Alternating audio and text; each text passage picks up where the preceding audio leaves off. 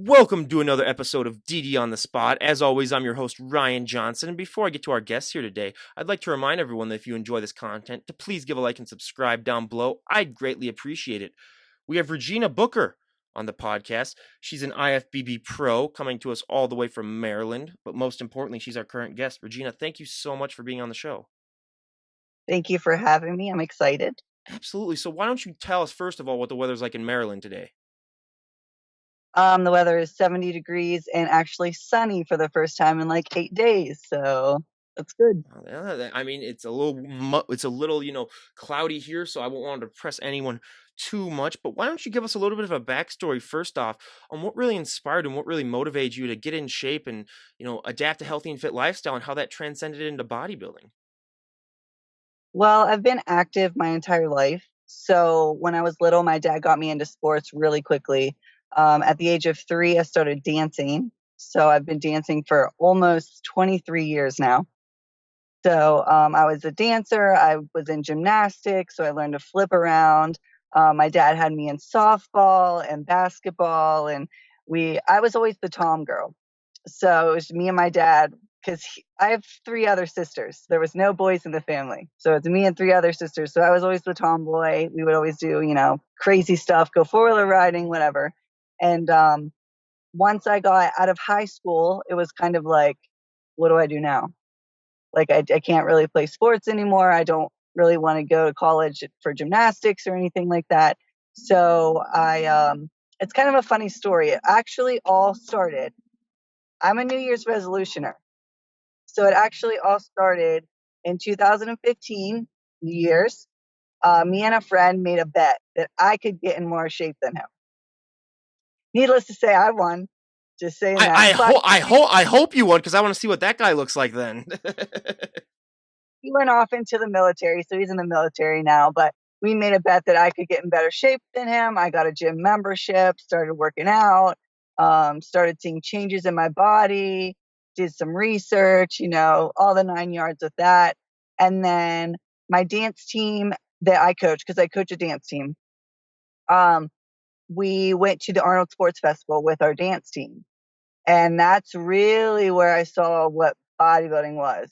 I watched the bodybuilding show. I remember seeing Oksana for the first time, and I was like, what is this division? What are they doing? I can do this. And that's really where I kind of fell in love with that. So where it all started. That's awesome. I mean, we've never had a story where we've never, I'm going to be honest, never had a New Year's resolution on the podcast. So this is the first. We always got to get a first for everything, but that's awesome just to show because I mean, believe me, the gym, I hate it most.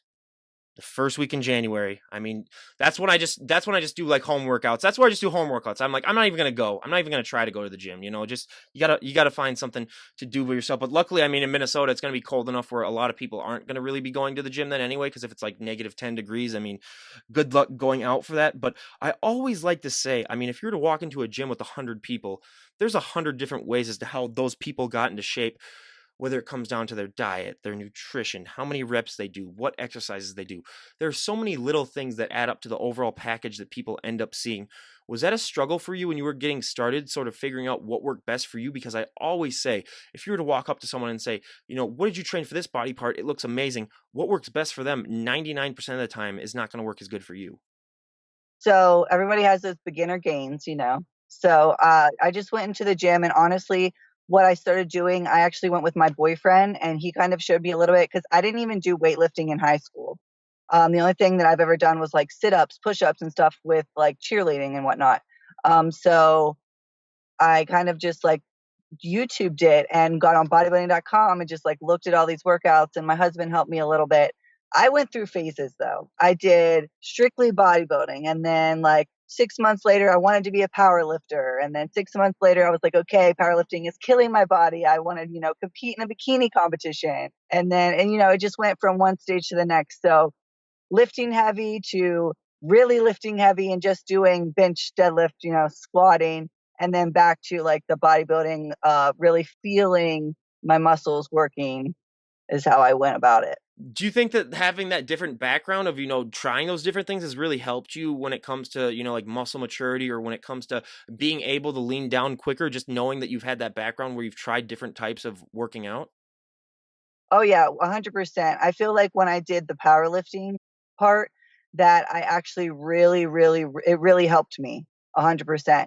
It was a lot, and I mean, I still deadlift, but I mean, I did 336 pounds on deadlift at one point in time, and I weighed at like 120 pounds. Um, so I really do like that, but I really feel like for what I am in, like the bodybuilding aspect, I feel like really feeling my muscles contract, getting that mind to muscle connection is better for me to reach my goals with my physique. For anyone out there who doesn't know what you're talking about, could you explain what you mean by mind to muscle connection? Because a lot of people hear that and they're like, okay, so what, you're like trying to control it with like your thoughts? Or I always try to like funny, like try to think of it kind of like a carry or something like that, where you're like telekinetic. That's when I first thought of it, but now that I know better. But what do you mean when you say mind to muscle connection? So you can work out and say we're doing triceps. You can literally just sit here and do triceps and you're like, yep, I'm working out. But if you don't feel your muscle contracting and squeezing at the bottom, then that's what I'm talking about. You need to feel that mind to muscle connection when you squeeze. If you don't feel that, then that's where you really need to just sit there and work on maybe even just doing it with your arm until you really feel that muscle working. Yeah, I mean, and I couldn't agree with that more, just because, obviously if you aren't feeling anything, I mean, good luck getting any results. I mean, that's just basic. But yeah, I mean, I always love to have people explain that, because they're for every podcast, there's that one person that comments down below. It's like, what does they mean by mind to muscle connection? And I was like, okay, it's like, really, really, dude, come on, really. But yeah, but I also always love to ask, because everyone's genetics are differently. So when you were getting started training, what was one body part that really, really took off, that you don't have to train as much now? And then everyone always has that one body part that sort of lags behind, that they have to train to overdrive to just get it to catch up to everything. I mean, I'll give you my examples first. I mean, my back, first of all, I mean, I had jobs all throughout high school and college where, I was lifting and loading heavy packages into trucks, and you either got a really nice back or you quit. Those are basically the only two options. But for me also, so my back was really, really good. But for me also, I'm 6'3", so my legs and my lower body are just absolutely shot, where I have to train it into absolute overdrive to look like I train anything that has any semblance like legs. So yeah, that is my struggle part. But what were those body parts for you when you were getting started? I would I think I would have to say that the body part that like just took off for me was my biceps. Lucky. Everyone's always like, "I'm so jealous of your biceps." And I'm just like, "I don't know what I did. I just like, did arm day and I did a lot of pull-ups and push-ups and, just all this stuff." But I really would have to say my biceps. And then the part that was probably lagging the most, which still kind of is, and it's so frustrating, is my hammy glute area. And I know like a lot of girls love working legs, but for me, it was that mind to muscle connection thing. Like I was having such a hard time really feeling the squeeze, which this year, honestly, is probably the first year I've actually felt really, really felt it. So that's something that in my off season that I really have to work on. Like even the judges told me, you got to build your hamstrings. You have to build up your glutes. Well, I always say, and also too, for me, I mean, calves is my number one least favorite thing, because that is 99% genetic. I mean, I will never, I mean, I always say I can inject pure muscle into my calves and they wouldn't grow an inch. I mean, you see these people walk into the gym with like nice calves and you're like, okay, let's be honest, never even lifted them a day in their life. So that is my number one area where I'm just like, oh God, whenever, I mean, I just absolutely, I just can't stand it. But how long before you did a bodybuilding show when you started working out? Was it like a year? Or how long was the process? It would be about a year almost. So we just kind of like look after the Arnold, we had just kind of like looked up bodybuilding shows near us, and it was actually not even like NPC or any. It wasn't sanctioned. It was at the Pittsburgh Fitness Expo, which is about 2 hours away from me. And I saw that they had a fitness division, which was kind of like the NPC Fitness. It was just non-sanctioned, and I had two people against me in that, and then I had a whole bunch of girls against me, and I did bikini too. So it was like a whole year I took just to kind of train for that. I had no idea what I was doing. I didn't have a coach, just basically the internet. And I went there and I got first in fitness, which you do a dance, gymnastics, and strength routine. If you guys have no idea what I'm talking about. And then I got second in bikini. And I'll tell you, I look back at that now and I'm like, I don't know how I posed the way that I did, but it was It's cringing almost. Okay, she's one of those lucky ones who, during her first show, even though she kind of coached herself, she was able to get first place in something and then second place in something. I mean, because I always just cringe a little bit inside when someone says like, "Oh, I didn't have a coach when I first got started," because I'm always like, "Oh, this might not end well." But then we've had a handful of guests, yeah, where they're like, "Yeah, I was still able to, win my show." But again, I cannot stress for anyone out there who's thinking about trying to compete, a coach really makes things so much easier. I mean, it really, really helps out. So especially when you're starting. But if you just want to give it a shot, go ahead on your own. But I always love to ask because the general public doesn't understand, I don't think. And one of the reasons why I love having bodybuilders on is because I always say, if you were to take the general public, 95% of them would not have the determination or the drive to be able to get into shape, to just be able to go on a prep, because you got to be in really good shape just to even start your own prep.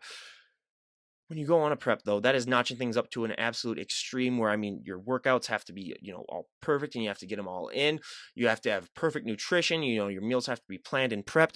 Everything just has to be so scientific. What is that like for you when you make that adjustment from your off season to your prep life where everything just becomes so scientific and so down to earth? It honestly, it becomes a challenge, but the good thing is, my husband actually competes as well, so it makes things so much easier. Like right now, I already competed. I just competed in the Miami Pro. I got 5th place out of 17 girls. He's still in prep. He competes next weekend in Baltimore. So it's just nice because I don't have to sit there and see him eating pizza while I'm eating, my foods that I need to eat. We're both on prep. We're both eating what we need to eat, and it's really nice to have someone like that. Um, Dear God, you guys decided to both do preps together at the same time? everyone thinks we're crazy. I know. But it's Yeah. challenging some days. We're a little snippy, but I we was I was know. gonna say, yeah, it must be like Fight City over there, I think, yeah. Yeah, yeah, but it's nice because he's like, he knows I have to go to the gym at this time. This is the muscle group I have to work. These are the foods I have to eat.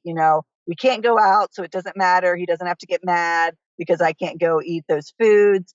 My family, they kind of get it. My dad's still a little bit like, my dad will call me and be like, "Hey, do you want to go out and get some pizza?" And I'll be like, "Dad, I can't eat pizza." But I'm used to it now. I honestly, I'm used to the whole lifestyle now. Yeah.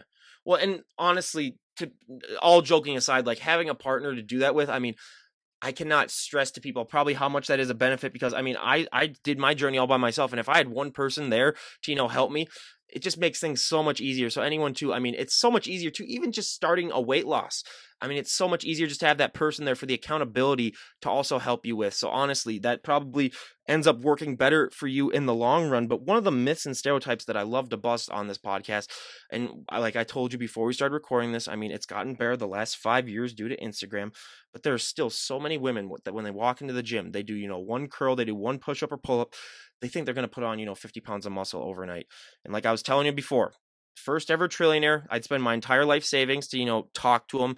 And, they'd just be the biggest commodity of all time. First off, did you have that fear when you were getting started? Even though I know you said you had a bet with a guy to see who, would be able to get into the best shape. So that probably is a no. But even though you might not have had that fear, I always like to say, being that you train others, how do you like to respond to that fear? Because I bet you still hear that all the time. Oh yeah, so my mom was like really against it for like the longest time. Like, and me and my mom were really close, so it was really hard for me to hear that from her. She's like, "I just don't want you to get too big. I don't know if you should lift, like this and that." And I'm just like, "Mom, you don't understand. Like, it doesn't work like that." But going into the gym, I did not, just because my idol has always been DLB. If you guys don't know who that is, that's Dana Lynn Bailey. Like even before she like actually blew up, like when she won, like that's when I knew her, like way back when I first started. So um, seeing her physique is kind of like what I wanted to look like eventually one day. So it didn't scare me. And I also did my research and figured out like, you can't get that big just by lifting weights. I mean, you know what I mean? So, So I went to college in a town called Mankato, which is in the southern part of Minnesota. And the year after I graduated, she came down to open up her own style of gym with her boyfriend or her husband. I don't know. They went down for a day. Unfortunately, I had to work that night, and then I had friends like texting me being like, "Oh, you never guess who's down here to like open up some gym or whatever." And she's like meeting people, and I was like, who? And they're like, oh, Dalen and Billy. And I was like, oh, damn, I wish I would have went down there. So I could have probably met them if they went to the gym. But yeah, she's a huge inspiration for so many people that we've had on the podcast. And if anyone, if anyone needs any motivation, I mean, go and follow her on Instagram. I mean, I'll leave a link down there because yeah, just taking a look at some of her pictures, you're gonna be like, okay, yeah, I need to stop eating, hamburgers all the time and get off the couch a little bit. Well, and Regina, go and follow Regina. Of course, I'll leave a link down to her as well. But now going into bodybuilding, I mean, I always say that it's just one thing that I never thought I would ever have imagined is the hardest thing for so many of these competitors is the posing. I mean, we hear it all the time that posing for a lot of these competitors is harder than your working out. It's harder than your nutrition. Now I like to compare it to being a perfect driver, where you can be a great driver, you can never be a perfect driver. You can be a great poser, you can never be a perfect poser. It's always ever evolving. What has your experience with posing been like? My experience has actually been pretty rough. I never got a posing coach. So literally YouTube was my posing coach. Until my husband started coaching and stuff like that. He's honestly the only one that's ever really helped me. I did go to one, it wasn't a clinic, it was just an older judge that used to judge, came up to one of our friends' gyms and I posed for him and he helped me a little bit. But overall it's been a struggle a little bit, especially with everybody's body too. The way that your body is, you have to learn to pose for your body. So you can't pose just like someone else. You have to make it look good on you.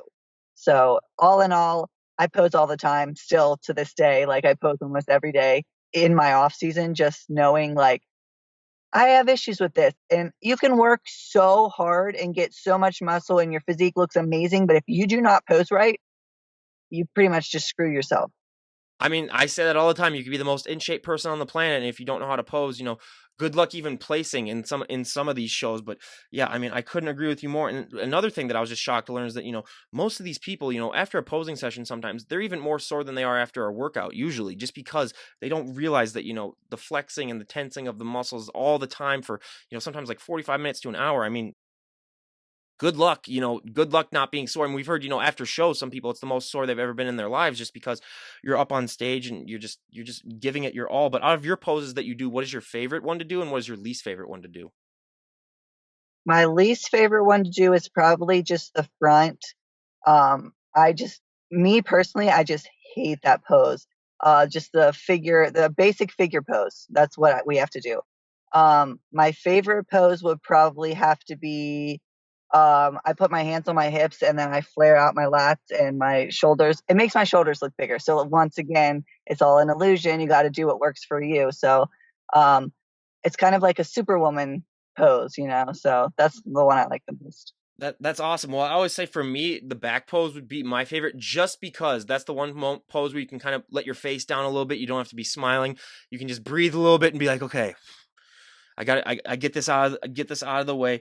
But yeah, the posing aspect, I mean, it just really just fascinates me how overlooked that is really in the general public when it comes to how much harder it makes it for these athletes when they walk on stage. But now you said that you're a tomboy. So what was it like wearing those heels when you walk on stage? Was that a difficulty for you? I wear heels like once a year, and it's normally to like out to dinner or to like our dance banquet that we have when we hand out awards to our dancers. So literally, like when competition prep comes in, my heels are on and I'm cooking dinner in them. Like I'm not kidding because I'm so bad at walking in them that like I have to make sure that I walk in them at least once a day. Yeah.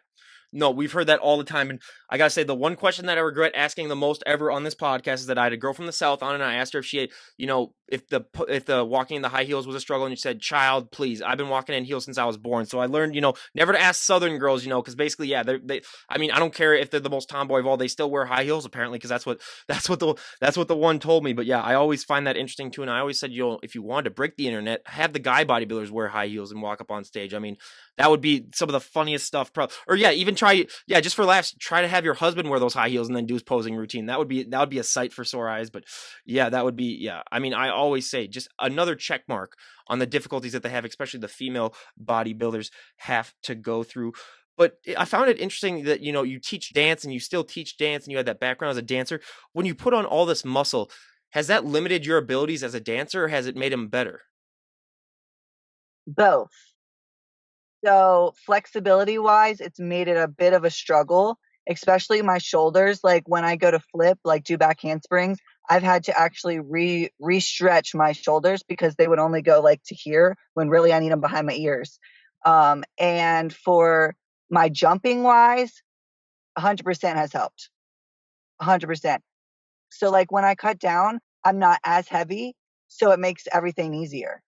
I was gonna say, yeah, I just found that interesting because, you never see really any of these like super ripped and jacked like dancers like going up on the stage. I was like, I wonder what that does to the body. But yeah, that's fascinating because it's just so funny how, being good in one thing can be both a positive and a negative for other things. And I really do find that fascinating. But as you can tell, and I told you this before we started recording the podcast, I'm one of the palest people you'll ever meet in your entire life. My thick Norwegian skin. I mean, I can't go out in the sun at all. I mean, I'll give you an example. I was at a Twins game a couple weeks ago, and I was out in the sun for about 15 minutes because I got to get seats in the shade, no matter what. I don't care how much money it is. I mean, I'll pay my entire week's pay at work to get some seats in the shade. I still am dealing with skin that's peeling off my arm because I was out in the sun for like 15 minutes. Oh So my God. yeah, well, that's because, well, my family is from like the northern, or my ancestors are from kind of like the northernish part of Norway, where it's like the midnight sun kind of thing, where they don't get that. So I think that's part of it too. But yeah, I have, that's just a whole thing where I'm just like, yeah, thanks for living there. And now I can't, even go outside without. And even if I do have a lot of SPF on, sometimes I still get burnt. So yeah, like I said, today when it's cloudy is my favorite day of the year. But bodybuilders get tan. I will never have the experience of being tan a day in my life. I'm just accepting that fact and moving on.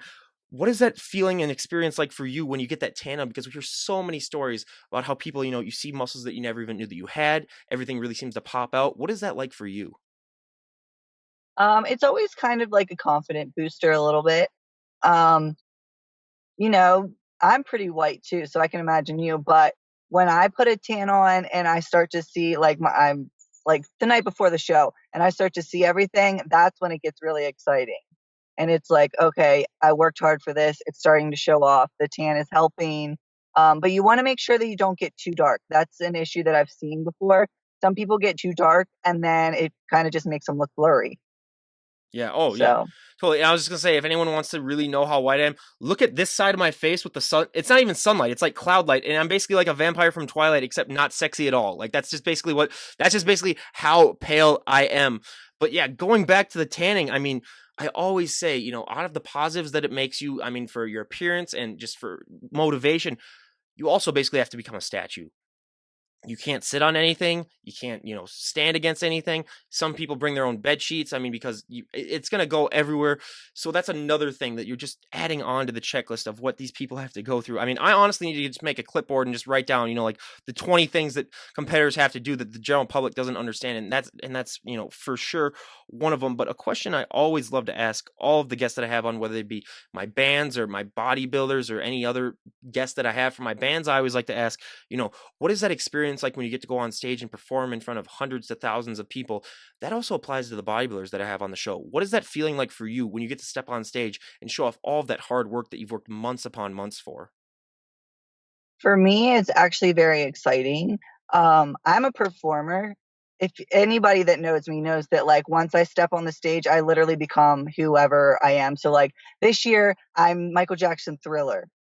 So the moment that I step on that stage, I literally became Michael Jackson. And the moment I step on that stage, I literally become a performer. Like I entertain. Please tell me you did the moonwalk.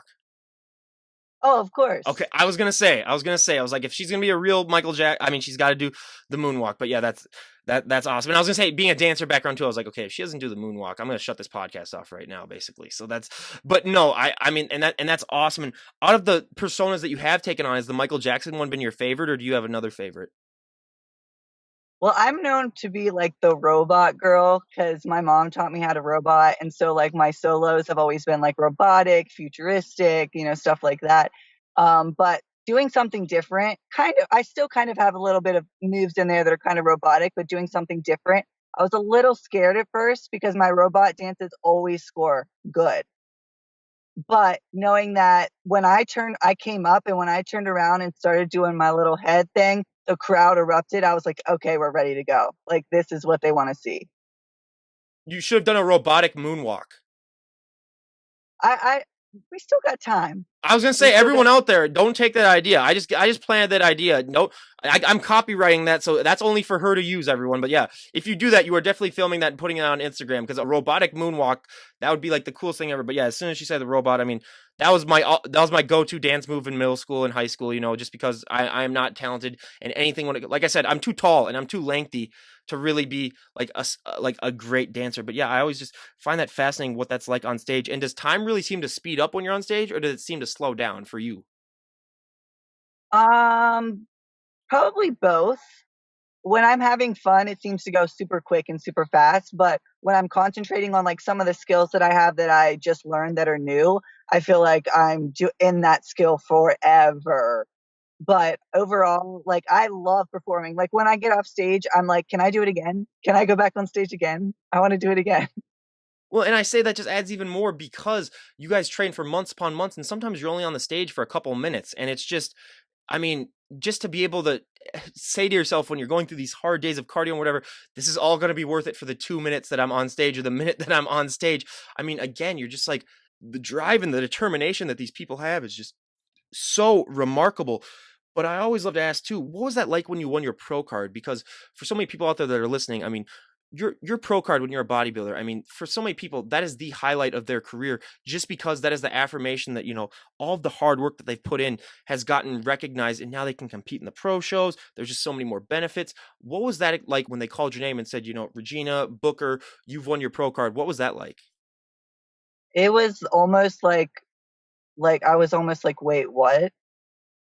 Like, when they called second place, I literally looked out in the crowd because it was just me and my husband there. Like, I had no other supporters there. It was just me and him. And, like, he was, like, already standing up. Like, he was already getting ready. But it was very overwhelming. I did cry because I worked so hard to get there, and I've never dieted so hard in my life. And it was very, very rewarding. And knowing that I saw Oksana and I saw Bethany Wagner, and they're the ones that really got me into this. And knowing that I could be on stage right beside them, that's just something that was just like, I did it, you know? If anyone's wondering who Oksana is, I'll probably have a picture pop up on the screen right now at this time when I'm editing it. She is, yeah, out of like the competitors. I mean, if I had her on, first of all, I love her accent when I watch some videos where she talks or whatever.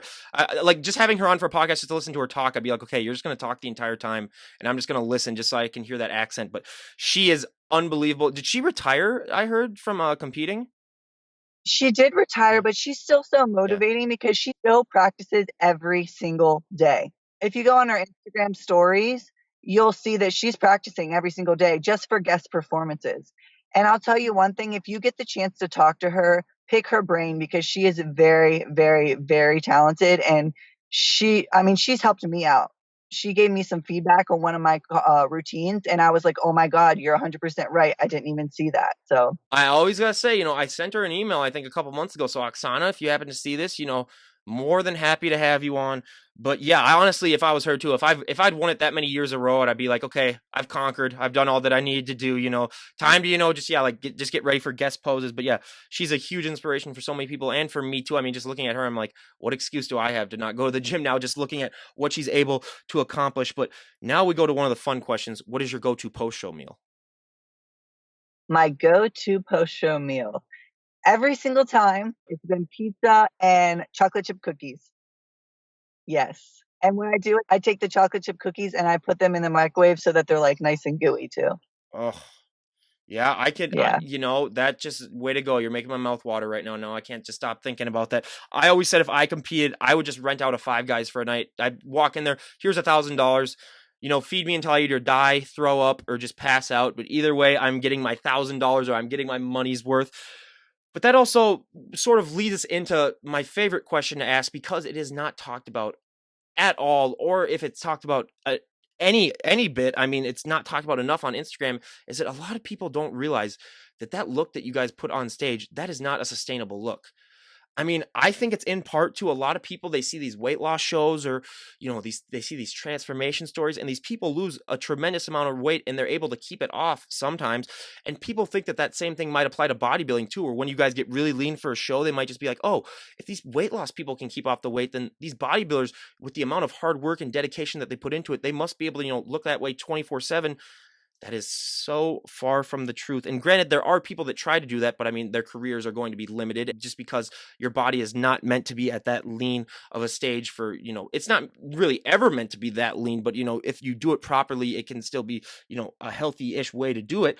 But what was that like for you when you first learned that, hey, this look that I put on stage, this is going to be, the best I'm going to look for a long time until my next show at least. And, I am going to have to put on weight. Was that a struggle for you? And how has that evolved since you've had your bodybuilding career evolving? At first, yeah, it was a big struggle because at first I really didn't know that it wasn't sustainable. Like I said, I didn't have a coach, so I kind of just had to learn myself. Um, my first couple of preps, I rebounded pretty bad afterwards, and put on a lot of weight. So it was hard for me to look at myself in the mirror and be like, oh, I just had like an 8 pack. Now I have like, flab, you know what I mean? Um, but over the preps, I've come to just accept it and know that it's going to happen and it needs to happen in order for me to grow anyways. So if I want to reach my goals of, winning the Olympia one day, then I'm going to have to go through this process. And also it's very unhealthy. So I don't want my body to become so unhealthy to where I can't compete anymore. So it's just something that has to happen. Oh, 100%. And like I always say, it's just like starting a business. You got to spend money to make money. You got to put on weight if you want to put on muscle. I mean, you just have to. I mean, that's just scientifically how it has to happen. And again, I mean, I always say to people, you still look better than 99% of people on the planet when you're in your off season. So, I mean, I mean, it's just so fascinating. But does that also really just intrigue you knowing that how you're able to manipulate your body usually more than the average person can just because you sort of know the tips and tools of how to make it leaner and how to make it, a little bit bigger for off season. Does that just seem strange knowing that, I mean, in any given couple of months, I mean, you can totally change the way that you look? Yeah, it was a little weird at first, but now I kind of like it because I know how long I need to prep for a show versus coming into a show and not being ready. So I've done 8 or 9 shows, so now I know like this is the time frame. And for me, I'd have to take a little bit longer of a time as for someone else, they might not have to take as much of a time. But for me, I did a 22-week prep, which is seems like yeah, it's a lot. But my off season, I got a little bit heavier with like the fat than I should have, and so it was my own fault, you know. God, 22 weeks. God, you poor thing. Just eating that same just eating that same thing and doing that cardio, but that is just amazing. But now two of the questions that I ask all the health and fitness guests, and I mean, for the first one, there were so many positives for me, at least when I started working out and getting in shape. One of the negative things is you're going to get asked to move a lot of people's furniture. You're going to get asked to open a lot of pickle jars or like plastic bottles or anything that's screwed on tightly. And I'm still at home with my parents for the next couple of months before I move out. And every single time they come home with groceries, I basically have to lift the car into the driveway and carry in the groceries. Has that been a similar experience with you where people take one look at you and they just assume that you can do favors for them? Yes, and it actually is kind of annoying sometimes, which I don't mind. I like helping people out, but it's like anytime something needs done, like my dad will call me and say, "Hey, can you come help me with this?" And I'll be like, "Sure, dad." Yeah, I can, but when in reality, I'm like, I'm in prep and I don't need to be hurting myself. But at the same time, I'm a good person and it's my dad and I love him. So I always say, like, even this morning, I got a text from a friend saying, "Hey, tomorrow morning, you want to come over and help me move? I'm moving out of my parents' house." And I told him, I said, I don't want to, but I'll do it. I mean, but I always say for me, it's a double edged sword because being 6'3", you're going to get asked no matter what. I mean, I could have zero muscle at all. So, and also, like you're getting asked to like arm wrestle all the time and just stuff like that I've had to deal with too. But also being the fact that, I mean, you don't look like the average person just being a bodybuilder. Has it been weird for you just to get used to the fact that if you walk, like if you're dressed like you are right now and you walk down the street, you might get stares, you might get people's attention? Was that difficult for you to sort of adjust to that fact that now you are going to draw a lot of people's attention? well, I always have because of my curly hair and it's just like not normal for some reason. I don't know. I embrace my curls. A lot of people like straighten their hair or whatever, but um it still is kind of like annoying. Like I live in a smaller town, so you have to drive like an hour away to get to like a mall. So for when I go to Walmart, I get at least 5 stairs, at least 5.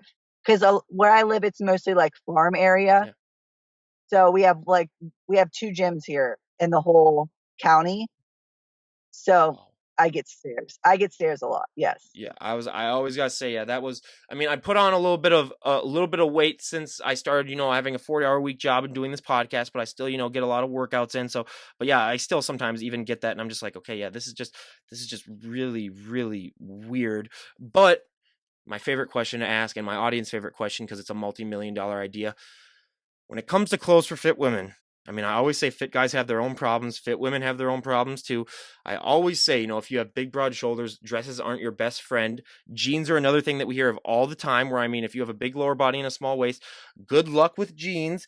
What have been some ways that you have found that you're able to compensate for the fact that your clothing options can be limited, and also the fact that you need to basically have two wardrobes, your prep wardrobe and your off-season wardrobe? Right. So I never like get rid of like my clothes that get a little bit bigger on me when I'm in prep because I know once I'm off prep, they're gonna fit just fine. Um, but for me, I mean, I don't know. Like I wake up in the morning at like 5 in the morning. I go teach some fitness classes. I work at the gym. Then I'll work out and then I come home. I have about 2 hours, so I normally shower and stuff because I'm just gross by that point in time. And then I have to go teach dance and gymnastics, so I'm basically going back to work out. And so I'm always in stretchy clothes. Like I can't tell you the last time I had jeans on. So for me, it's a little bit easier because I always have to have like that athletic clothes on because of what my jobs are. That definitely helps. And I always say, I had two guests who were fashion people on, and I told them, I said, like, I have all these guests that are willing to buy something. So definitely get on that. But how long into your journey before you decided that, you wanted to be a trainer and you wanted to coach people and you wanted to help out others? Probably about it took probably about 3 years. I Our gym approached me and said, "Hey, we are looking for new people for the gym. We see you on the cameras. We see that you know what you're doing and all of that." And when they really did that, I really sat back and thought about it, and I was like, "You know what? I already help my dance and gymnastics students, and I love doing that. So why not, do it on the fitness side of things?" So I honestly can't imagine what that must feel like. I mean, I know I have a job where I get to have people come on and share their stories, but it's nothing like really just helping out someone with their goals and just achieving that. But now we go to the questionnaire part of the podcast, where we're going to ask our guest here about a half dozen questions that we ask all of our health and fitness guests, and we're going to see how our answers stack up to every other guest that we've had on. So for our first question, what is one item that you always need to have in your fridge? chicken. Any specific type of chicken, or just your bland plain chicken? My bland plain chicken just because if I need that protein, I can just go to chicken. I always like chicken. Sometimes fish just is iffy for me. So if it's chicken, put it in there. I'm good to go. I mean, I always say the most shocking answer for me has been mustard, because I mean, so many of the bodybuilders that we have on, I mean, it's 0 calories, zero fat, so they just douse whatever they have in mustard. But hey, more power to you if that's what really helps you get that food down. But now, out of all of your followers that you have on Instagram, what is one thing that you think that they'd be most shocked about to find out about you if they met you in person? I'm actually not a mean person because everybody's always afraid to approach me. I don't know why. I'm actually a really fun person. Every person at the gym that I have came across, they're always like, "Oh my god, you look so intimidating and scary at first." No, the thing is, I go to the gym to work out, and if it's intense, I put my headphones in and I don't talk to anyone. Doesn't mean that I'm a mean person. So that would definitely have to be it. That's one thing too that I deal with a lot when I'm talking about, people who are trying to get their weight loss transformation started, or just trying to better themselves, is that they get intimidated by these people because they think that everyone's, all mean and, nasty just because of the way that they look when they're lifting. It's like, okay, if you're lifting that much weight, I mean, good luck trying not to have like a face on and just like trying not to exert a lot of force. But yeah, that's one that we hear a decent amount. But now if someone were to walk up to you and say, "Hey, we made a decision. You can change one thing about the sport of bodybuilding and everyone would go along with it," what would be one thing that you would like to see changed? Um, Man, that's a hard question. I think that for us and for our division, I think that they should allow um, pro fitness to be at any pro show. I know it has to deal with the sponsors and stuff like that, but we're limited to where we can go. And a lot of them are like out of the country or in California. And I live on the East Coast, and there's a lot of us that live on the East Coast. So our options are Chicago, Miami, Tampa. and that's basically about it. Well, I was gonna say too, heels probably for her too as well is probably one thing that maybe make it so that they don't wear heels. But yeah, I mean we hear that answer all the time, and also just having a little bit more parity and what they want in a look, because for so many people, I mean, you could get first place in one show, and then if you go to a show the next week, you could not even place maybe because judges, they might want a leaner look, they want a more muscular look. I mean, it's really just down to their own preference. Yeah, so just to have like a standard, I think would be good as well. But now, if you could go back in time and talk to the 18-year-old version of yourself, what would be the best piece of advice you would give her? Probably just to not give up because your future is looking bright. Back when I was 18, my God, I drank and partied all the time, and I mean, I was a crazy wild child. So looking at where I am now, knowing that I reached many of goals since then, I would definitely just tell myself, just keep going. It'll all be worth it. And again, I'd say the same thing to myself. I mean, honestly, I'd also give them a few stock tips as well. You might want to invest in Amazon, or you might want to invest in a couple of things. Would probably be going along with that. But yeah, I totally would do that as well. But now, if we were to talk to you a year from today, where would you like to be at in your bodybuilding? Where would you like to be at? I mean, just in your overall life. What are some goals that you have that you would like to see accomplished if we were to talk to you a year from today? A year from today, I would like to step on that Olympia stage. And so that's why I've decided right now just to take my off season starting now for the 2020 season. I already have some of my competitions ready in the back of my mind.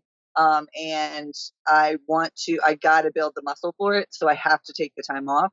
So definitely to be on my way to the Olympia.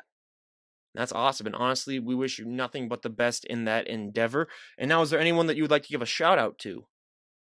Definitely want to give a shout out to my husband and my coach, Brandon. He's definitely dealt with my crazy butt, all of these preps, and I couldn't be more thankful for him. Like literally, if something's going on, he's there. If he keeps me in check, like say there's like a Reese cup on the table, he'll be like, "Don't even think about it." So yeah, definitely Brandon. All right. Yeah, everyone go and I'll leave a link down for Brandon below, and everyone go and give him a follow as well. And again, go and follow our guest. I highly, highly recommend it. And Regina, we cannot thank you enough for being on the show and sharing your story. I mean, I just find it so inspiring just to hear all these other stories and how people are able to get to where they're at in life. And again, we cannot thank you enough for coming on the show. It was awesome to have you on and talk to you. Thank you for having me. I really appreciate it. Sorry with all the technical difficulties, we got it through. No worries at all. We got it done. And again, you guys, go and give her a follow. I'll leave a link to all of her stuff down below. And this is Ryan Johnson, DD on the spot, signing out. Have a great day, everyone.